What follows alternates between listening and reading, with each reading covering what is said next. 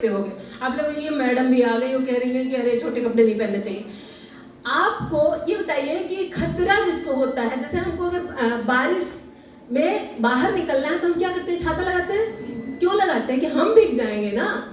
बारिश को कोई नुकसान नहीं होने वाला, हम भीग जाएंगे इसलिए हम छाता लगाते हैं। तो यदि जो समाज है वो हमको कटे फटे कपड़ों में बार बार देखेंगे, लड़के बार बार, आदमी और कई तरह के लोग आपको गंदी नजरों से देखें, बजाय इसके कि आप प्रोटेक्टेड हो जाओ। अपनी सुरक्षा खुद करनी है। ये है लॉजिक कपड़ों की बात। कपड़ा अमेरिका चले जाना, मैं नहीं बोलूंगी कि आप मत पहनो, तब पहनना, क्योंकि वहां सब पहनते हैं, कोई आपको घूर घूर के नहीं देखेगा। जब भी आप कोई अलग काम करेंगे, चाहे वो कपड़ा पहनना है, चाहे वो बड़ा सा फोन लेना है या कुछ भी, तो आप लोगों की नजरों में आओगे। और जो लोगों की नजरों में लगातार रहेगा वो किताबों के पास देर तक नहीं बैठ पाएगा। सिंपल सी बात है, उसी को कहते हैं संयम। ठीक है, तो आप सबको संयम का पालन करना है। और जब भी किसी लड़के से कोई रिश्ता बनाते हैं आप, तो अपनी लिमिटेशन ध्यान रखनी है।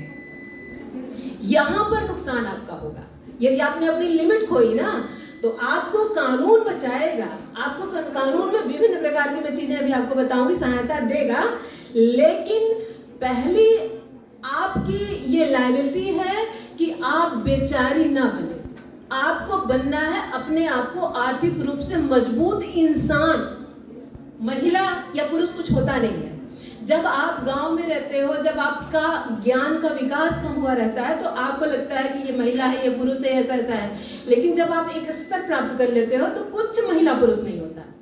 आप इक्वल हो जाते हो अपने कर्मों की वजह से, अपने जो आपने नॉलेज गेन किया है उसकी वजह से। तो आप बिचारी मत बनिए।